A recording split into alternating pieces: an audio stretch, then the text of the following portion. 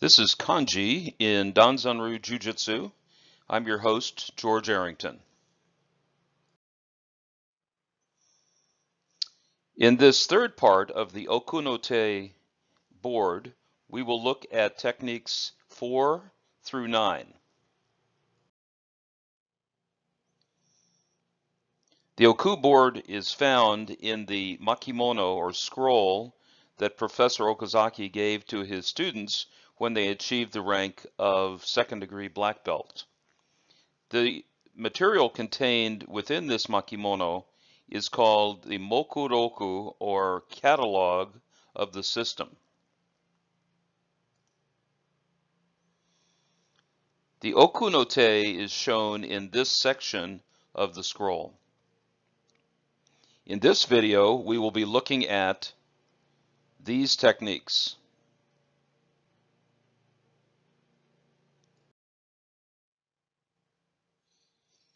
The first technique we'll look at is called Norimi, and this is the image that is seen in the scroll. The printed characters would look like this. So the first character is pronounced nori, nori, and it means to ride, to ride. The second character is mi, and that means the body, the actual physical human body. Now, this word nori, or in its infinitive form noru, here is an example that's taken from Japanese. First, let me turn on my laser pointer, and we'll look at this phrase. Now, this part is written in katakana because this is a non-Japanese word. Takushi, takushi, and that's the way that you would say taxi in Japanese. Takushi, takushi. And then ni is a particle, which means it's pointing to this action that we see here. So what this says is takushi ni noru, takushi ni noru, which means to ride a taxi. So there is one place where you see this term. Of course, in the Oku technique, norimi is where you're riding the body. It's actually a counter for an ogoshi throw where you actually ride the person down. Now let's look at mi for a moment here. Mi, which means body, can also be pronounced as shin. So you can say, if you're talking about a body, you can say mi, as in the case of norimi, or atemi, but in other cases it might be pronounced as shin, especially if you combine it with this character, which means to protect, and that's pronounced go. So together this would be go-shin, and many people know that to mean self-defense. That's one of the Japanese terms for self-defense. So let's look at the brush strokes of norimi. Okay, nori looks like this. We'll start up here and we go 1, then we come over here 2, 3, and then we come down and we do the sides of this 4, 5, and then we close off the box with 6.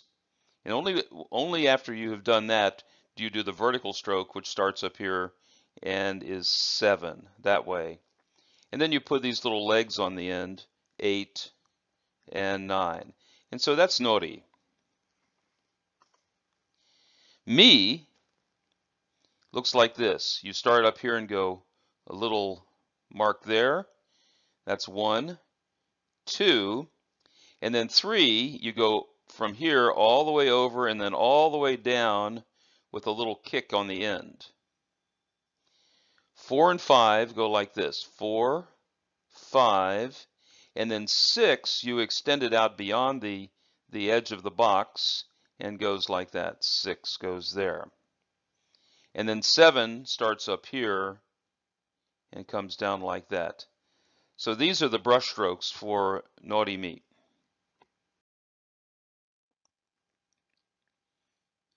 The next technique is sumigeishi. Sumigeishi, and those who know this technique, it's a side circle throw. Here are the printed characters, and sumi means the corner or a nook. If you think of a corner of a room or a nook, that's what sumi is referring to. Now, gaishi is often thought of as to counter something or to overturn something, but it actually means to return or to answer. One might make the point that it could be to overturn or to counter something, but it actually means to return or answer. So let's take a look at this sumi character once again. So as I said, it means a corner or nook, as in the corner of a room or a nook in a room. There is another character, which is also pronounced sumi sometimes, that looks like this. However, this character is more often pronounced as kaku.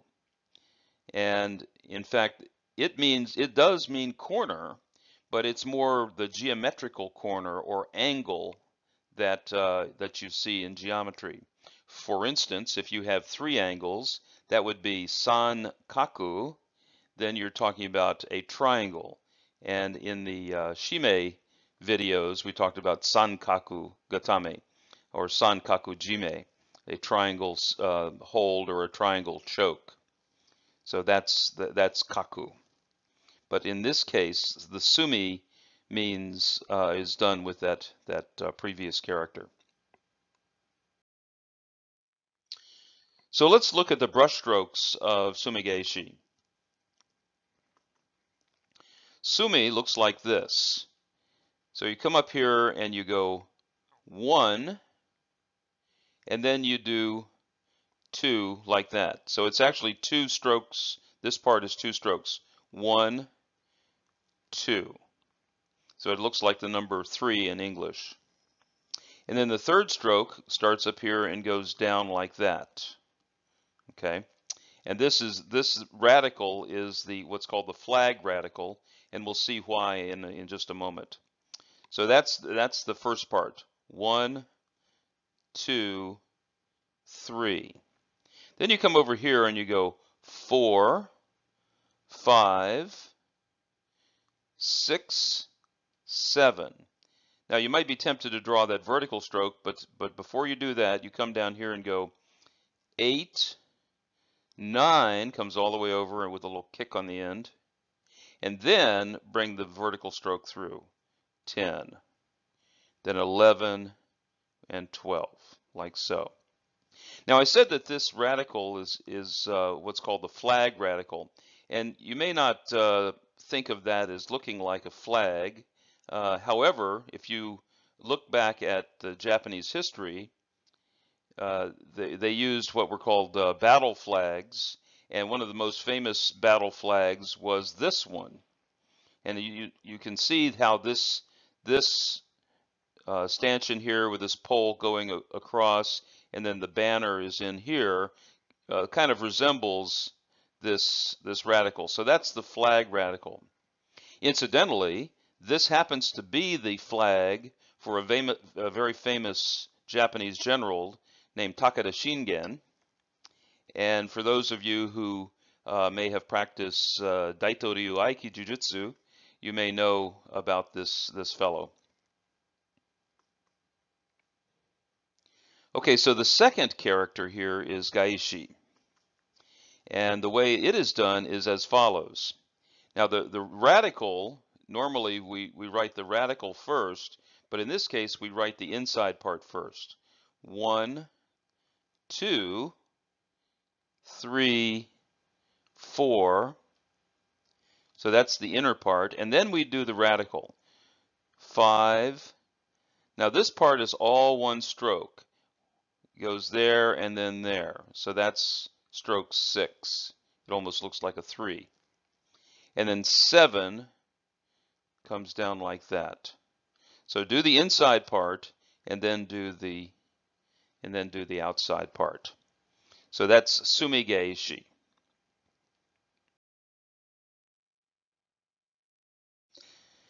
The next technique is mizu kuguri. Mizu kuguri. There's the printed form of it.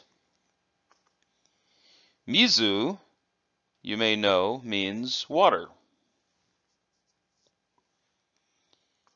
And then the term kuguri, you may think of as diving under or submerging under the water.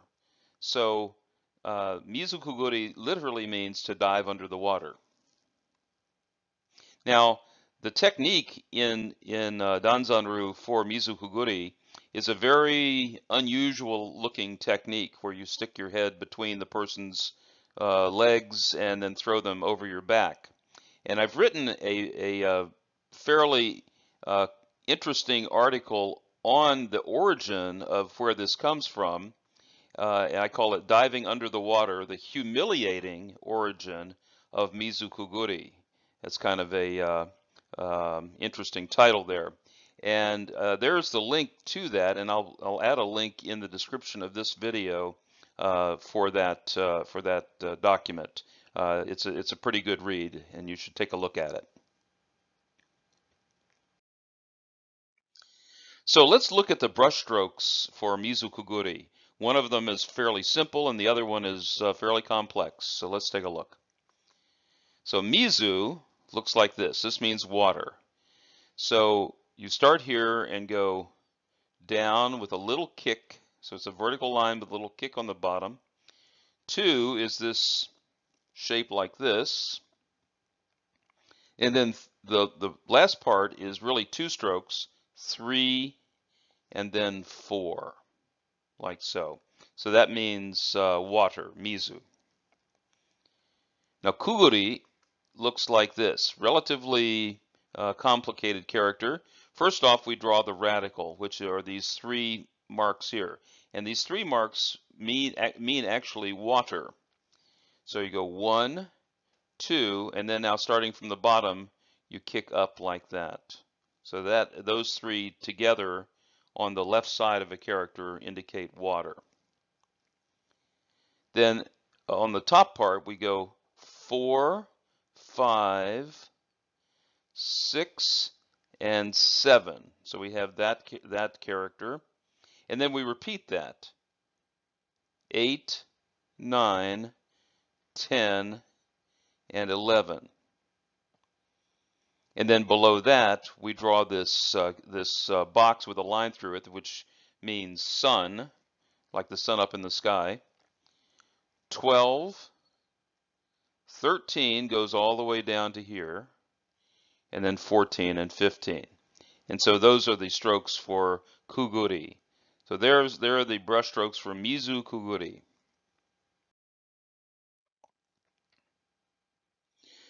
Okay, number 7 is Mai Yamakage.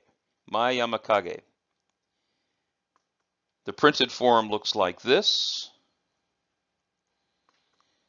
Mai means front. Yama means mountain. And then this one, kage. So you may have heard that this means shadow, and it can indeed mean shadow, but the preferred meaning for this is a little bit different. It means shade. So the front mountain shade, the shade in front of the mountain is how you might think of this. Mai Yamakage. So let's talk about this kage character. So this character, which is pronounced kage, can mean shadow, but is more frequently used to talk about shade. But it also has some other meanings, and it is pronounced not only kage, but is also pronounced in, I-N, in. And in that context, it means the yin, as in yang and yin, the negative principle in Taoism. So in, that is the character for in. It also can refer to the sexual organs. So that's another meaning for this character. Now, if you want to talk about shadows, so if you're in the sun and there's a dark area behind you, and you just call that a shadow, the character which is more often used for that concept is this one. This is also pronounced kage, and it means shadow. And that so if you're talking about a shadow, that's the one that you would more often use. In fact, there is a famous film which uses this character, Kagemusha, which was done by Akira Kurosawa. In fact, this picture was actually drawn by Akira Kurosawa. And you'll notice that right there is this character for kage, Kagemusha. So that is another word for shadow. However, in Mayamakage, we use the previous character.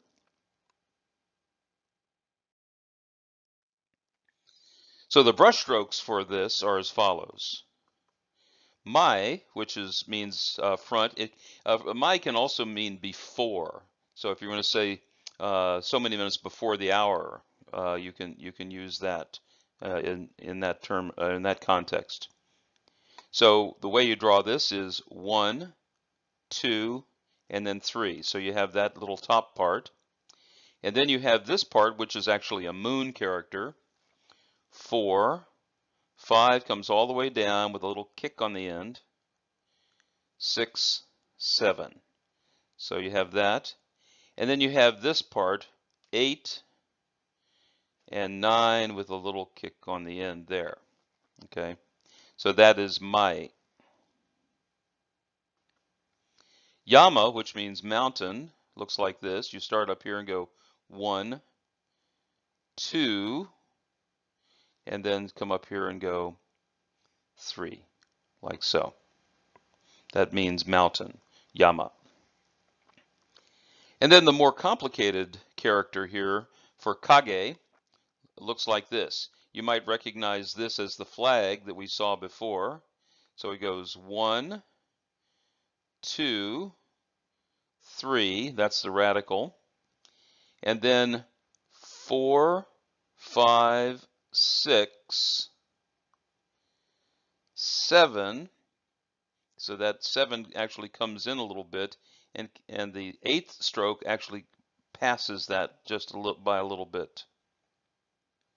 And then 9 is a horizontal stroke, 10, and 11. So that's the brush strokes for Mayamakage.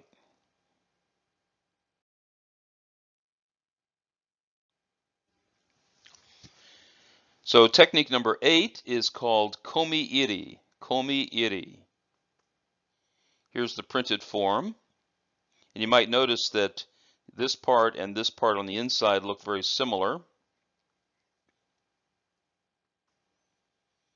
The first character, komi, means crowded. Crowded. And the second part, iri, iri, that's I-R-I, iri, means to enter. Now, those who know Aikido may know there are two concepts, tenkan and iri. In fact, there's a technique called iri minage, where you enter in and throw somebody. So these are the characters for komi-iri. The brush strokes look like this. Okay, here again we do the inner part before we do the outer part. So the inner part here, 1, 2, 3, 4 is this complicated stroke, which looks like a 3 character. And then 5 goes here.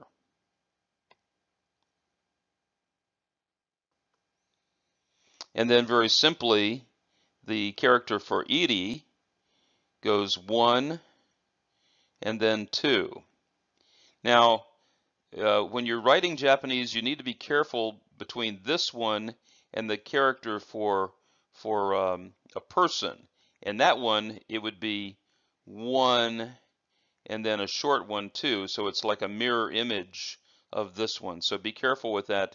This is iri, and the other one is for a person. It's pronounced hito. But be careful of that. So now the last technique that we will look at in this video is called kote gaeshi. Kote gaeshi. There's the image from the scroll. The printed characters would look like this. Ko means small.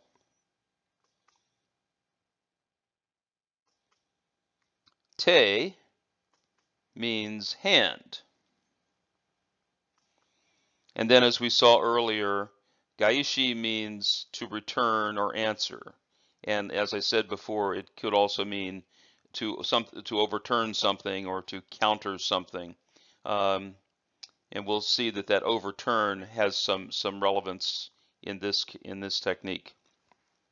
Now, one thing about this is that the small and hand together mean the forearm. And this was shown in one of the videos for the Shimete course that I did earlier. So now let's look at the brush strokes for kotegaeshi. So here is ko, and it starts with a vertical stroke with a little kick on the bottom. Then 2 starts up here and comes down, and then 3 goes like that. So this means small or minor, if you wish, ko meaning small. The next character is te, meaning hand. It starts up here. Now this part goes from the right to the left and slightly down. But then the next 2 start from the left and go to the right. First the second stroke like this, and then the third stroke is slightly longer than the second stroke. And then the fourth stroke starts up here on stroke number 1 and is slightly curved with a little kick on the bottom, like so. So that means te, or hand. And then as we've seen before, this is gaishi. You have the inner part done first, and then the outer part, which is the radical, is done second. So we go 1 straight across, 2, so that forms a little enclosure. 3 comes down, across, and then down. And then 4 goes down like that and crosses into stroke 3. 5 is this way. 6 is that kind of complicated shape that looks like a 3. Goes over here and then like so. And then stroke 7 goes across the bottom like that. So that's kote gaeshi. Now an interesting thing about kote gaeshi is that if you say kote gaeshi to an Aikido practitioner, they will think of a wrist twisting technique or wrist flexing technique. Whereas in Danzanryu, we do that, and then we do an arm break at the end. So the Aikido kotegaeshi and the Danzanryu kotegaeshi are a little bit different.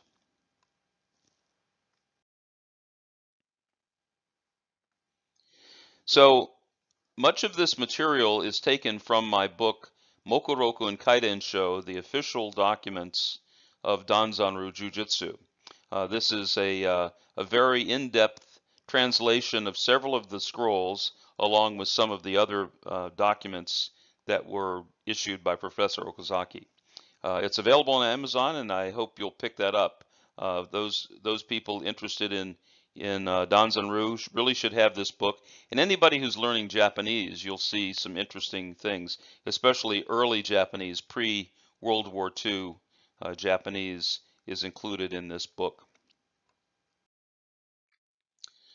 And for more information about the Danzanryu system as a whole, I would recommend picking up Danzanru Essentials. This gives a very broad overview of Danzanru with some material which is pertinent to Professor Okazaki and some of the people that were part of the Danzanru system. So I thank you for watching. One note that I will make at this point is that when I show the brushstrokes for the characters, one good idea is to take a particular character and practice it multiple times. What I used to do when I was learning Japanese is I would take one character, take a piece of notebook paper, and then practice that over and over and over and fill a whole page with just one character, and that really helps cement that character in your mind. Repetition. So try that and see what you think. And again, I thank you for watching, and stay tuned for more videos in this series. Thanks again.